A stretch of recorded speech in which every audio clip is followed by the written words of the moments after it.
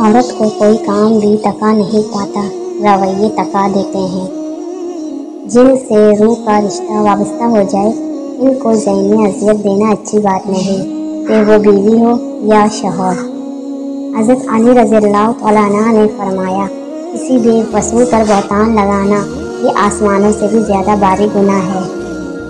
رسول اللہ صلی اللہ علیہ وسلم نے ارشاد فرمایا، جو مومن لگاتار بیمار رہے اس کو بخش دیا جاتا ہے۔